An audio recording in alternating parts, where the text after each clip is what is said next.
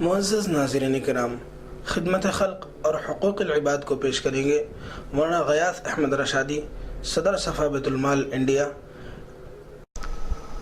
اعوذ باللہ من الشیطان الرجیم، بسم اللہ الرحمن الرحیم۔ یا ایہا الناس اتقوا ربکم الذی خلقکم من نفس واحدہ وخلق منها زوجها وبث منهما رجالا كثيرا ونساء واتقوا الله الذي تساءلون به والأرحام إن الله كان عليكم رقيبا صدق الله العظيم۔ حاضرین کرام، قرآن مجید کی آیات کی روشنی میں ایک سلسلے کے ساتھ حقوق العباد اور خدمت خلق بیان کیے جا رہے ہیں۔ سورہ بقرہ اور سورہ آل عمران کے بعد سورہ نساء کی یہ آیتیں ہیں جن میں اللہ تبارک و تعالیٰ نے بندوں کے حقوق بتائے ہیں۔ سورہ نساء میں بالخصوص یتیموں کے سلسلے میں، یتیموں کے مال کے سلسلے میں جزئیات کے ساتھ حقوق بیان کیے گئے ہیں کہ ان کے ساتھ کس قسم کا برتاؤ ہونا چاہیے، ان کے مال کا تحفظ کیسے ہونا چاہیے، ان کے مال کا استعمال کیسے ہونا چاہیے۔ سورہ بقرہ کی یہ پہلی آیت جس میں اللہ تبارک و تعالیٰ نے رشتہ داری کے حقوق کا لحاظ رکھنے کا حکم دیا ہے۔ اللہ تعالیٰ فرما رہے ہیں واتقوا اللہ الذی تساءلون بہ والارحام، تم اس اللہ سے ڈرو جس کا واسطہ دے کر تم ایک دوسرے کے حقوق مانگتے ہو۔ واتقوا اللہ الذی تساءلون بہ، تم اس اللہ سے ڈرو جس کا واسطہ دے کر تم ایک دوسرے کا حق مانگتے ہو۔ والارحام، اور رشتہ داری کے حقوق کا بھی لحاظ رکھو، قرابت داری کا بھی لحاظ رکھو۔ تو اس سے معلوم ہوتا ہے کہ قرآن مجید نے بار بار حقوق العباد یعنی بندوں کے حقوق کی ادائیگی کی ترغیب دی ہے، توجہ دلائی ہے، اور انہیں باور کیا ہے کہ انہیں اس دنیا میں ایک دوسرے کے حقوق ادا کرنے ہیں۔ اسلام حقوق ادائیگی کا حکم دیتا ہے، حقوق طلبی کا حکم نہیں دیتا۔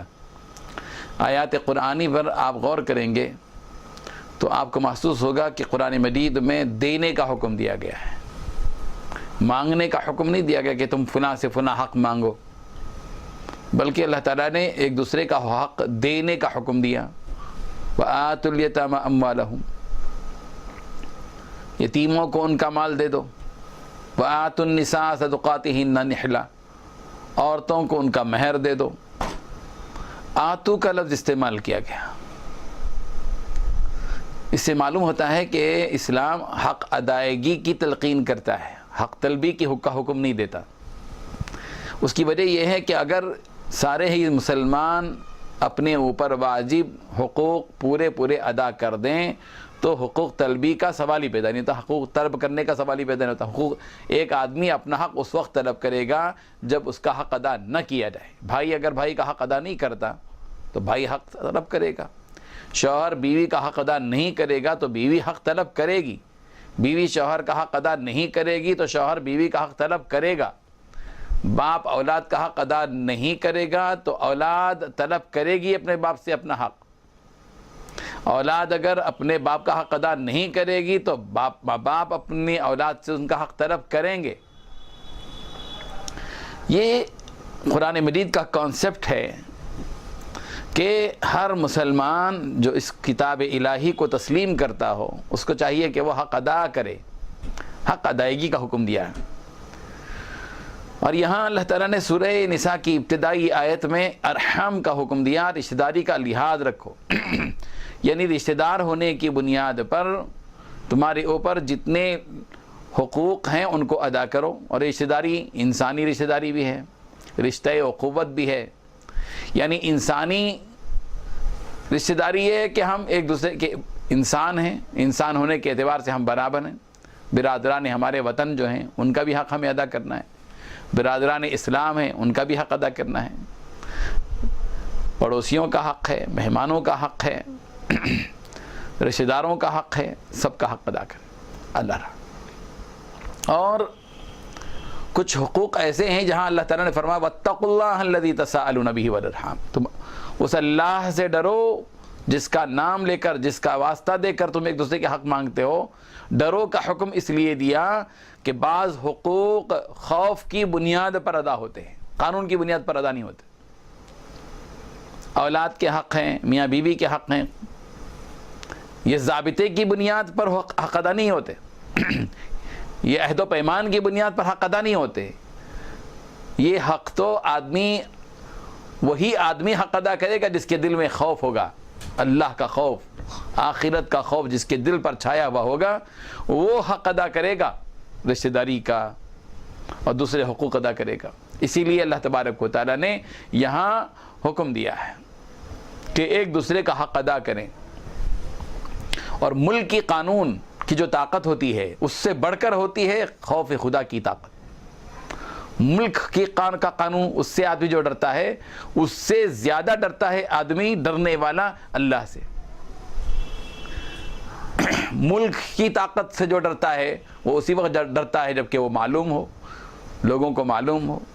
لیکن خدائی طاقت، اللہ تبارک و تعالیٰ سے ڈرنے والا، وہ جہاں کہیں بھی ہوگا، اکیلا ہوگا، خلوت میں ہوگا، جلوت میں ہوگا، معلوم ہو نہ ہو، وہ برابر اس کا حق ادا کرے گا۔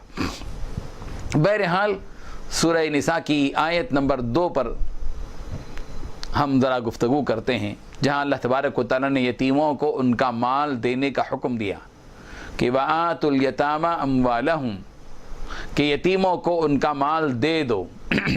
یعنی اگر یتیم تمہاری کفالت میں تھا، چھوٹا بچہ تھا، اس کے باپ کا انتقال ہوا تھا، تم نے اس یتیم بچے کی جو ملکیت ہے اس کو اپنے قابو میں رکھا تھا، تو جب وہ یتیم بڑا ہو جائے اور اس کو عقل آ جائے، سمجھ آ جائے، تو اب ایسی صورت میں اس کا مال اپنے قبضے میں رکھ کر ناجائز فائدہ اٹھانے کے بجائے یتیم کے جو مال ہے اس کو واپس لوٹا دو، اپنے پاس رکھ کر اس کو خرچ مت کرو، بلکہ تم یتیموں کے مال کو واپس لوٹا دو۔ وَآتُوا الْيَتَامَى أَمْوَالَهُمْ وَلَا تَتَبَدَّلُوا الْخَبِيثَ بِالطَّيِّبِ، اور یتیم کے اچھے مال کا تبادلہ اپنے گھٹیا مال سے کر کے حساب کو برابر مت کر دو۔ ایک وہ مال ہے جیسے مثلا چچا ہے، بھتیجا ہے، بھائی کا انتقال ہو گیا، بھتیجا یتیم ہو گیا، اور بھائی کے انتقال کی وجہ سے چچا نے اس کے مال کو اپنے قبضے میں رکھا، اس لیے کہ وہ بچہ تھا۔ جب وہ بڑا ہو جائے تو ایسا نہیں ہونا چاہیے کہ چچا کا مال گھٹیا ہے اور بھتیجے کا مال، یتیم کا مال عمدہ ہے، اور اس عمدہ مال کو اپنے مال سے تبدیل کر حساب چکتا کر دیا۔ ایسا نہیں ہونا چاہیے۔ وَلَا تَتَبَدَّلُوا الْخَبِيثَ بِالطَّيِّبِ، کہ گھٹیا کو بڑھیا سے، اچھے کو خراب میں مخلوط مت کرو، تبادلہ مت کرو، بلکہ یتیم کا اچھا مال اس کو دے دو، تمہارا گھٹیا مال ہے وہ تمہارے پاس رکھو۔ یہ حقوق ہیں جو اللہ تبارک و تعالیٰ آیات قرآنی میں واضح انداز میں بیان کر رہے ہیں۔ اور یہاں اور بھی بات بتائیے آگے، وَلَا تَأْكُلُوا أَمْوَالَهُمْ إِلَىٰ أَمْوَالِكُمْ إِنَّهُ كَانَ حُوبًا كَبِيرًا، کہ تمہارے اپنے مالوں کو، یتیم کے مالوں کو اپنے مال سے ملا کر مت کھاؤ، اس طور کہ اس کا مال اپنا مال ملا لیا اور اس کے مال سے استحصال ہو رہا ہے، ناجائز فائدہ اٹھایا جا رہا ہے۔ إِنَّهُ كَانَ حُوبًا كَبِيرًا، یہ بہت بڑا بھاری ظلم ہے کہ یتیم کے مال کو اپنے مال میں شامل کر کے کثرت کے ساتھ اس کا مال استعمال کر کے، اس کا حق مار کر اس کے مال کو اپنے مال میں شامل کر دیا جائے، گڈ مٹ کر دیا جائے، یہ درست نہیں ہے۔ یہاں نیت کا اعتبار ہے کہ آدمی اپنی نیت کو برابر رکھے۔ واللہ یعلم المفسد من المصلح، اللہ تبارک و تعالیٰ کو معلوم ہے کہ کس کی نیت میں بگاڑ ہے اور کس کی نیت میں درستگی ہے، کون یتیم کے حق میں خرابی چاہتا ہے اور کون یتیم کے حق میں بھلائی چاہتا ہے، کون یتیم کے ساتھ دھوکہ بازی کرنا چاہتا ہے اور کون یتیم کے ساتھ ہمدردی اور غمخواری کرنا چاہتا ہے، یہ اللہ تعالیٰ کو معلوم ہے۔ اس لیے اپنی نیتوں کو درست رکھو اور یتیم کے مال میں محتاط رہو کہ کہیں یتیم کا مال تمہارے مال میں شریک ہو کر اس کے حق کو کہیں مارنے کی بات نہ آ جائے، تمہیں انصاف سے کام لینا ہوگا۔ اور آگے اللہ تعالیٰ نے سورہ نساء کی آیت نمبر 3 میں اللہ تعالیٰ نے وَإِنْ خِفْتُمْ أَلَّا تُقْسِطُوا فِي الْيَتَامَى فَانكِحُوا مَا طَابَ لَكُم مِّنَ النِّسَاءِ مَثْنَىٰ وَثُلَاثَ وَرُبَاعَ۔ یتیم لڑکیوں کے سلسلے میں یہ آیت نازل ہوئی ہے کہ اگر یتیم لڑکیوں کے ساتھ اگر تم انصاف نہیں کر پاتے، تمہارے پاس انصاف کرنے کی طاقت نہیں ہے، تو تمہیں چاہیے کہ تم آزاد جو دوسری عورتیں ہیں، عام عورتیں ہیں، ان کے ساتھ نکاح کر لو۔ وَإِنْ خِفْتُمْ، اور اگر تم ڈرتے ہو کہ اللہ تقسطوا، کہ تم انصاف کر نہ پاؤ گے، فی الیتامى، یتیم لڑکیوں کے سلسلے میں، تو فانکحوا، تو تم ان یتیم لڑکیوں کو لے کر اور ان کے مال کے ساتھ ظلم کرنے کے بجائے تم ان یتیم لڑکیوں کے ساتھ انصاف نہ کرنے کا اگر تم کو امکان ہے تو ان یتیم لڑکیوں کے ساتھ نکاح کرنے کے بجائے دوسری عورتوں سے نکاح کرو۔ فانکحوا ما طاب لکم من النساء، دوسری عورتوں میں سے جو تم کو پسند ہو تم ان سے نکاح کرو۔ مثنیٰ وثلاث ورباع، 2 3 3 4 4 عورتوں سے نکاح کرو۔ لیکن یہ نکاح جو 2 3 3 4 4 عورتوں سے کرنا ہے، یہ صرف عیاشی کے لیے نہیں ہے۔ یہ نہیں ہے کہ 2 3 4 سے نکاح کر لیا اور ایک کے ساتھ جو ہے اچھا برتاؤ کیا اور دوسرے کے ساتھ برا برتاؤ کیا، ایک سے پیار کیا دوسرے کو مارا، ایک سے مال لیا دوسرے کو دے دیا، ایک کے ساتھ اچھا برتاؤ ایک کے ساتھ برا برتاؤ، ایک کو تھپڑ مارا جا رہا ہے اور ایک کے ساتھ جو ہے بھلائی کی جا رہی ہے، ایک کو دال کھلائی جا رہی ہے اور دوسرے کو بریانی کھلائی جا رہی ہے، ایک کو اونچے اچھے اور بھاری کپڑے دلائے جا رہے ہیں اور دوسرے کو گھٹیا کپڑے دلائے جا رہے ہیں، ایک کے ساتھ عید منائی جا رہی ہے اور دوسرے کے ساتھ غفلت برتی جا رہی ہے، ایک کے ساتھ ہی ہر زیادہ وقت دیا جا رہا ہے اور دوسرے کے ساتھ کم وقت دیا جا رہا ہے۔ اللہ تبارک و تعالیٰ نے فرمایا وَإِنْ خِفْتُمْ أَلَّا تَعْدِلُوا فَوَاحِدَةً، اگر تم 2 بیویوں کے درمیان یا 3 بیویوں کے درمیان یا 4 بیویوں کے درمیان میں انصاف نہ کر سکو تو تمہارے لیے بہتری اسی میں ہے کہ تم ایک ہی بیوی پر بس کرو۔ یہاں بھی حقوق ہیں، دراصل حق کی بات کہی جا رہی ہے، یہاں حقوق العباد کی بڑی اہمیت ہے، لوگ اس کو سمجھتے نہیں۔ لوگ حقوق العباد کے میدان میں بہت آگے ہوتے ہیں، ان کی عبادتیں چلتی ہیں، ان کی نماز، ان کا روزہ، ان کی تہجد، ان کی اشراق، ان کے اوابین، ان کی تسبیح، ان کے ذکر و اذکار، ان کی تلاوتیں بہت عمدہ، بہت بڑھیا، بہت اخلاص کے ساتھ روتے ہوئے گڑ گڑاتے ہوئے، لیکن جہاں حقوق العباد کی بات آتی ہے تو وہاں بالکل زیرو پر آ جاتے ہیں، وہاں بالکل غافل، وہاں جزیات میں نہیں پڑھتے۔ یہاں ہر بات پوچھی جا رہی ہے علماء سے کہ کیسے نماز پڑھنا ہے، اگر نماز میں فلاں ہو گیا تو سجدہ سہو کب ہوگا، کون سی نماز کیسے پڑھنا ہے، فلاں ہے اور فلاں ہے، تلاوت کیسی کرنی ہے۔ لیکن حقوق کی بات میں بالکل پیچھے، وراثت کیسی تقسیم کرنا ہے علماء سے نہیں پوچھیں گے، اگر پوچھیں گے تو اپنا وہ جو پیسہ ہے حق دینا ہے وہ دینے کی بات آئے گی، اسی لیے خاموش ہو جاؤ اور دینداری جگاؤ، لوگوں کے درمیان میں دینداری ثابت کرو، کرتے میں، پاجامے میں، صرف داڑھی میں اور لباس میں، وضع خطا میں، بس اسی میں اپنی دینداری کو ظاہر کرو۔ نہیں، دینداری جہاں اللہ کے حقوق میں ہے وہیں دینداری حقوق العباد میں بھی ہے۔ اسی لیے اللہ تبارک و تعالیٰ نے بار بار بتایا ہے حقوق العباد کے سلسلے میں کہ بندوں کے حقوق ضائع نہیں ہونے چاہیے، بندوں کے حقوق کو پامال کرتے ہوئے اللہ کو خوش نہیں کیا جا سکتا۔ اللہ تبارک و تعالیٰ اس بندے سے بالکل راضی نہیں ہوتے جو اس کی عبادت پوری کرتا ہے اور بندوں کے ساتھ ٹال مٹول کا معاملہ، بندوں کے ساتھ گڑبڑ کا معاملہ، بندوں کے ساتھ ڈنڈی مارنے کا معاملہ، بندوں کے حقوق ضائع کرنے کا معاملہ، بندوں کے ساتھ ظلم و ستم کا معاملہ اور بندوں کے ساتھ غفلت اور لاپرواہی کا معاملہ کیا جا رہا ہو، اور اللہ تعالیٰ اس کو محبوب اور پسندیدہ نگاہ سے دیکھے، یہ ہو نہیں سکتا۔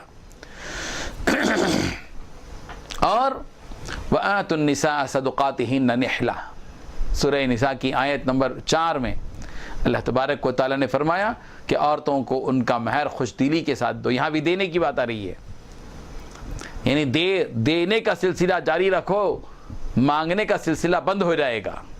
یہ فارمولہ ہے قرآن مجید کا، اللہ اکبر، کہ دینے کا سلسلہ جاری رکھو، تم اپنا حق دیتے رہو، لینے والا لینے کی اکیلے ہاتھ نہیں بڑھائے گا۔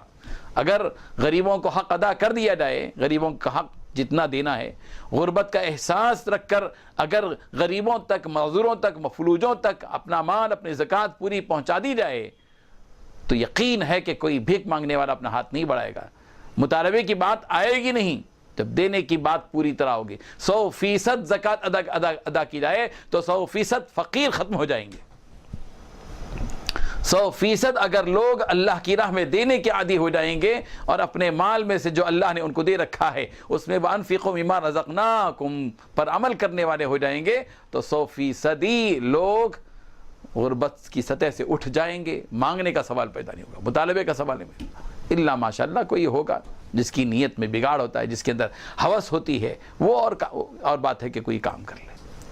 اور اسی لیے اللہ تعالیٰ نے فرما رہے ہیں وَآتُوا النِّسَاءَ صَدُقَاتِهِنَّ نِحْلًا. عورتوں کو یہ حکم نہیں دیا کہ تم اپنا مہر اور مردوں سے مانگو, تقاضا کرو, مانگو, طلب کرو, بلکہ مردوں کو حکم دیا گیا کہ وہ اپنی عورتوں کا مہر خوش دلی کے ساتھ ادا کر دیں. اگر شوہر اپنی عورت کا وقت پر مہر ادا کر دے گا تو عورت کو مانگنے کے موقع کیوں آئے گا؟ آج کل لوگ مہر کے سلسلے میں بہت حقوق العباد ہیں. یہ نماز برابر پڑھی جا رہی ہے, روزہ برابر رکھا جا رہا ہے, رمضان کے روزے برابر چل رہے ہیں, سحری اور افطار برابر چل رہی ہے, تراویح کی نماز پوری ہو رہی ہے, دینداری جگہ بتاری جا رہی ہے. لیکن معاملے میں پوچھئے کہ اس نے شادی ہو کر کتنے سال ہو گئے, 10 سال کا عرصہ ہو گیا, اس نے اپنی بیوی کو اس کا مہر نہیں دیا. کیا بات ہے یہ؟ کیا یہ دینداری ہے کہ آدمی 10 سال کی مدت کے گزرنے کے باوجود جس عورت سے اس کو استعمال کیا ہے اس کا وہ جو حق ہے اس نے وہ حق تک آج تک نہیں دیا؟ نہیں. اللہ تبارک و تعالیٰ نے فرمایا وَآتُوا النِّسَاءَ صَدُقَاتِهِنَّ نِحْلًا. عورتوں کو ان کا مہر خوش دلی سے دو. تنگ دل ہو کر دینا, ہاتھ سے جیب سے نکالنا پھر واپس کرنا, پھر دینا یا نہیں دینا, آج دے دیں گے کل دے دیں گے, ارے ابھی کیا جلدی ہے, اپنا ہی معاملہ ہے, یہ سمجھ کر ٹالتے رہیں گے. یہ بری بات ہے. کیا وَآتُوا, خوش دلی کے ساتھ اپنی عورتوں کو اپنا مہر دو. اور فَإِن طِبْنَ لَكُمْ عَنْ شَيْءٍ مِّنْهُ نَفْسًا فَكُلُوهُ هَنِيئًا مَرِيئًا. ہاں ایک گنجائش دی گئی ہے عورتوں کو کہ عورتوں کو اس بات کی اجازت دی گئی ہے کہ اگر عورتیں اپنی مرضی سے اپنا جو مہر ہے, حق مہر ہے, وہ اپنے شوہروں کو معاف کر دیں یا اس میں سے کچھ حصہ معاف کر دیں. 10,000 تھا تو کہا کہ 5,000 دے دو, 5,000 میں نے معاف کر دیا. 1 تولہ ہے, 2 تولے زیور ہے مہر میں, تو 1 تولہ دے دو, 1 تولہ میں معاف کر دیتی ہوں. اگر وہ اپنی خوشی سے کرتی ہے تو اجازت ہے اس بات کی. اللہ فرمانے فَإِن طِبْنَ لَكُمْ عَنْ شَيْءٍ, اگر عورت جو ہے اپنی خوشی سے تم کو دے دے اپنی طرف سے نفساً فَكُلُوهُ هَنِيئًا مَرِيئًا, بے تکلف مزے لے کر کھاؤ, اس میں گنجائش ہے اس بات کی. تو یہ وہ احکام ہیں. قرآن مجید نے عورتوں کے سلسلے میں, یتیموں کے سلسلے میں, جو کمزور ہیں, صنف نازک ہوتے ہیں, کمزور ہوتے ہیں, جن کے دل ٹوٹے ہوئے ہوتے ہیں, ایسے دلوں کے ساتھ اللہ تبارک و تعالیٰ نے حقوق کی ادائیگی کا بطور خاص حکم دیا ہے. اللہ تبارک و تعالیٰ ہم سب کو عمل کی توفیق عطا فرمائے. آمین. وآخر دعوانا ان الحمد للہ رب العالمین.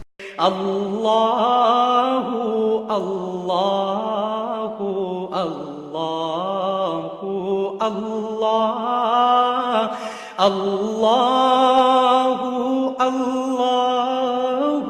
اللہ اللہ.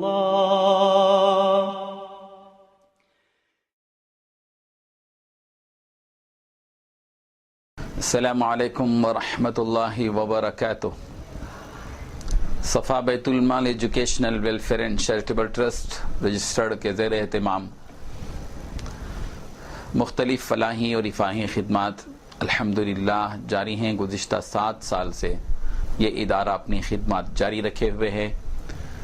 موسمی خدمات میں ماہ رمضان مبارک کے موقع پر غریب روزے داروں میں رمضان راشن تقسیم کا ایک بڑا نظام چلتا ہے.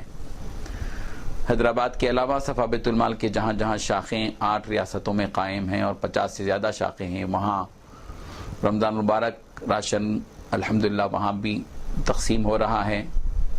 اور حیدرآباد میں ہر سال 2000 غریب گھرانوں تک رمضان راشن تقسیم ہوتا ہے. تقسیم سے پہلے ایک بڑا نظام ہے اس کا. ماہ شعبان کی 15 تاریخ کو 14-15 تاریخ کو ایک پروگرام ہوتا ہے جس میں نمائندوں کو بلایا جاتا ہے, اور جو حیدرآباد کے 60 سے زائد غریب محلوں میں ہمارے نمائندے ہیں ان نمائندوں کو مدعو کیا جاتا ہے, اور ان ہر نمائندے کو 20-25 ٹوکن دیے جاتے ہیں.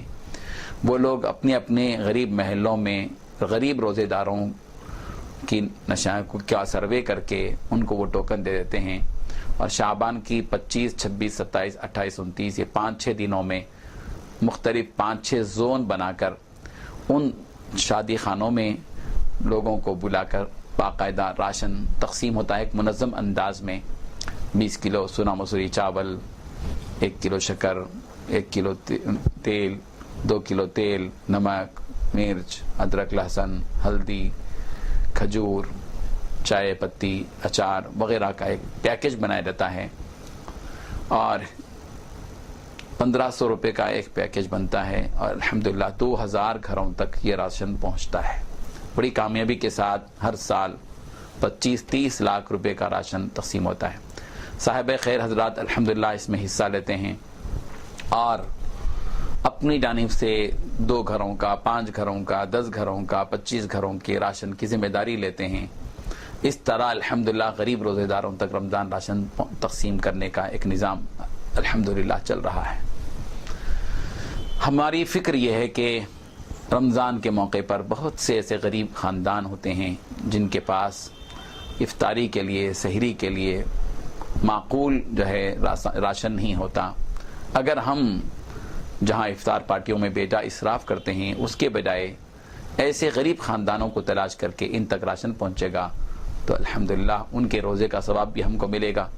حضور صلی اللہ علیہ وسلم نے جو خوشخبری دی ہے کہ جو کوئی تم میں کسی روزے دار کو روزہ افطار کرائے گا، اس افطار کرانے کی وجہ سے روزے دار کو جو ثواب ملا اللہ اس کے اجر کو کم کیے بغیر تم کو بھی اس کا اجر عطا کریں گے. اس ثواب میں شرکت کرنی چاہیے. رمضان مبارک کا موقع ہوتا ہے، اللہ تعالیٰ کی رحمتیں متوجہ ہوتی ہیں. ایسے موقع پر ایسے کار خیر کرنے سے ظاہر ہے کہ یہ ہماری مغفرت کا اور اللہ تعالیٰ کی طرف سے رحمتیں اور برکتیں پانے کا ایک سیزن ہوتا ہے، ایک موسم ہوتا ہے.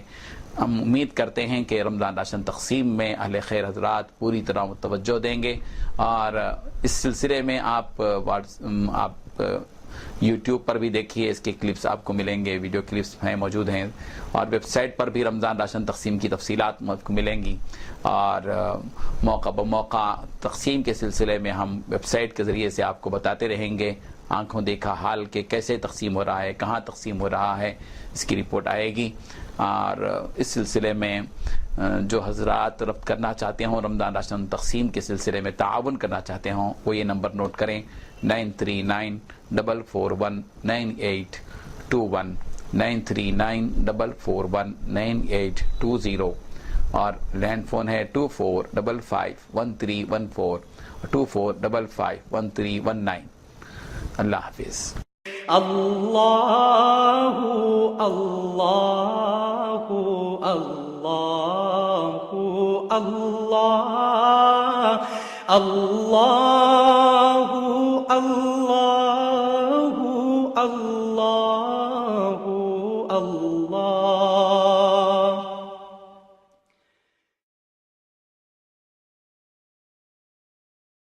السلام علیکم ورحمۃ اللہ وبرکاتہ.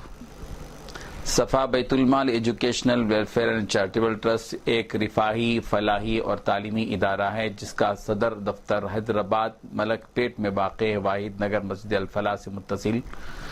7 سال سے یہ رفاہی خدمات انجام دے رہا ہے. اس کا ایک اہم ترین شعبہ صفا موبائل کلینک ہے جو حیدرآباد اور سکندرآباد کے 50 سے زائد غریب محلوں میں مفت میڈیکل کیمپس منعقد کیے جاتے ہیں.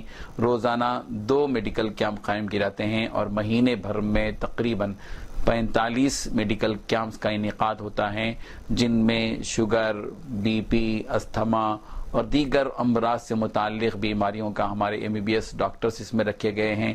5 افراد کی یہ ٹیم ہے جو روزانہ ماروتی وین کے ذریعے سے اور دواؤں کے ساتھ جاتی ہے. ان تمام روزانہ ایک میڈیکل کیمپ پر 100 سے زائد بیماروں کا مفت علاج ہوتا ہے، معائنہ ہوتا ہے، دوائیں بھی ان کو مفت دی جاتی ہیں. سطح غربت پر جینے والے غریب اپنے روزمرہ کے کھانے پینے کے اخراجات بمشکل پورے کر پاتے ہیں. وہ ڈاکٹر کے پاس جانے میں جھجکتے ہیں اس لیے کہ ان کی فیس ادا کرنا اور وہ جو دوائیں لکھتے ہیں بھاری قیمتی وہ خرید نہیں پاتے. اس لیے ہم نے ان غریبوں پر رحم کھا کر تقریباً 7 سال سے میڈیکل کیمپس منعقد کرتے آ رہے ہیں. روزانہ 2 میڈیکل کیمپس، اس طرح 45 میڈیکل کیمپس مہینے بھر میں ہوتے ہیں اور ہر مہینہ 4000 تا 5000 بیماروں کا مفت معائنہ ہوتا ہے اور ماہانہ 5 لاکھ روپے میڈیکل کیمپس کے انعقاد میں خرچ ہوتے ہیں تقریباً 2.5 تا 3 لاکھ روپے دواؤں پر خرچ ہوتے ہیں. یہ اس طرح جو ہے 5 لاکھ روپے کے اخراجات ہیں. اہل خیر حضرات سے ہم یہ اپیل کرنا چاہتے ہیں کہ غریب بیماروں کے مفت علاج کے لیے آپ اپنا بھرپور تعاون کریں. دواؤں کی خریدی میں، ڈاکٹرز کی تنخواہ میں اور دیگر اخراجات میں آپ بھرپور تعاون کریں. ایک میڈیکل کیمپس پر 10,000 روپے تقریباً خرچ آتے ہیں. اگر آپ مہینے میں یا سال میں ایک مرتبہ ایک میڈیکل کیمپس کی ذمہ داری لیتے ہیں اور ایسے 365 یا 350 افراد تیار ہو جاتے ہیں تو اس سے انشاءاللہ روزانہ میڈیکل کیمپس کے انعقاد میں سہولت ہوگی. ہمیں امید ہے کہ آپ غریب بیماروں کی ہمدردی کے طور پر اس اہم ترین پروجیکٹ میں حصہ لیں گے. آپ حیدرآباد کے جن غریب محلوں میں میڈیکل کیمپس منعقد کیے جاتے ہیں ان کا آپ خود دورہ کریں، دیکھیں وہاں کے کیا حالات ہیں، کن حالات میں بیمار وہاں پر رہتے ہیں. شوگر، بی پی، استھما وغیرہ کو مہینے بھر کی پوری دوائیں دی جاتی ہیں اور اس طرح الحمدللہ ایک اہم ترین کام ہو رہا ہے. ویب سائٹ پر آپ روزانہ ہمارے دیکھ سکتے ہیں safabeitulmal.com پر کہ کہاں کہاں میڈیکل کیمپس موجود ہے. آپ اپنے احباب کے ذریعے سے وہاں پہنچ کر دیکھیں، خود بھی دیکھیں، اپنے حلقہ احباب کو بتلائیں اور ایک اہم ترین کام کے انعقاد میں آپ حضرات بھرپور تعاون فرمائیں. مزید تفصیلات کے لیے ہمارے نمبرات نوٹ کریں: 24551314 24551319. السلام علیکم ورحمۃ اللہ وبرکاتہ. اللہ اللہ اللہ اللہ اللہ اللہ اللہ اللہ.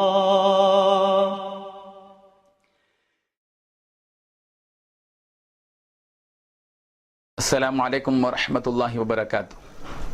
صفا بیت المال educational welfare and charitable trust ایک فلاحی، رفاہی اور خیراتی ادارہ ہے اور اللہ کے فضل و کرم سے 20 سے زائد شعبجات ہیں جس میں الحمدللہ اللہ تبارک و تعالی گزشتہ 7 سالوں سے مختلف کام لے رہے ہیں. سرما کے موسم میں بلانکٹس کی تقسیم ہے، گرما کے موسم میں دواخانوں میں عثمانیہ دواخانہ اور نیلوفر ہاسپٹل میں بیماروں اور تیمارداروں کو پانی پلانے کا معاملہ ہے. دینی گرمائی کورس کے سنٹرز کے ذریعے غریب طلباء کو جو اسکولوں میں تعلیم حاصل کرتے ہیں چھٹیوں کے موقع پر 40 روزہ کورس کے ذریعے سے دینی معلومات فراہم کرنا ان کی تعلیم و تربیت کا مسئلہ ہے. اور ماہ جون میں تعلیمی کٹس تقسیم کر کے غریب بچوں کو ان کے لیے تعلیمی kits, school bag, note book, rubber, pencil, sharpener, pain وغیرہ کی تقسیم کا مسئلہ ہے. رمضان المبارک کے موقع پر رمضان راشن تقسیم کا مسئلہ ہے. قربانی کے موقع پر قربانی کا گوشت غریب گھرانوں تک پہنچانے کا مسئلہ ہے اور ماہانہ بیواؤں میں وظائف تقسیم کرنے کا مسئلہ ہے اور روزانہ میڈیکل کیمپس کے ذریعے سے غریب بیماروں کے مفت علاج کا مسئلہ ہے. ڈینٹل کلینک ہے، حکومت کی اسکیموں سے متعارف کروانے کے لیے صفا ہیلپ لائن ہے. اس قسم کے بہت سی خدمات الحمدللہ صفا بیت المال سے جاری ہیں. ظاہر ہے کہ یہ ساری خدمات قوم کی جو قوم کے لیے کی جا رہی ہیں یہ قوم کے افراد ہی کے تعاون پر مبنی ہے اور اللہ تبارک و تعالیٰ نے جن مالداروں کو سکت دی ہے، طاقت دی ہے، اللہ نے ان کو مال دیا ہے، اس مال میں کا ایک حق ہے غریبوں کا، مسکینوں کا، محتاجوں کا، تنگ دستوں کا، بیواؤں کا، مفلوک الحال افراد کا، یتیموں کا، اور غم میں مبتلا افراد کا، مصیبت زدہ افراد کا، مسافروں کا. اس لیے صفا بیت المال اہل خیر حضرات سے اس بات کی اپیل کرتا ہے کہ آپ ہر مہینے آپ اس صفا بیت المال کے ماہانہ ممبر بن جائیں اور اس طرح کے آپ جو ہے صفا بیت المال کو ہر مہینہ 200، 300، 400، 500 یا روپے جو ہے ماہانہ تعاون فرمائیں. آپ کے یہ 100 روپے یا 200 روپے یا 300 روپے یہ معمولی نہیں ہے. قطرہ قطرہ دریا شبد، تھوڑی تھوڑی چیز آپ دیتے ہیں. اگر 5 آدمی مل کر 100 روپے دیتے ہیں تو یہی 500 روپے ایک بیوہ کے جو ہے چولہا جلنے کا ذریعہ بنتا ہے، اس کے معمولی راشن کے خریدنے میں ذریعہ بنتا ہے یا اس کے علاج معالجے کے کام آ جاتا ہے. اللہ اللہ اللہ اللہ اللہ اللہ. پیارے رسول کی پیاری تعلیمات: بھوکوں کو کھانا کھلائیے، بیماروں کی عیادت کیجیے اور قیدیوں کی رہائی کی کوشش کیجیے. اللہ اللہ اللہ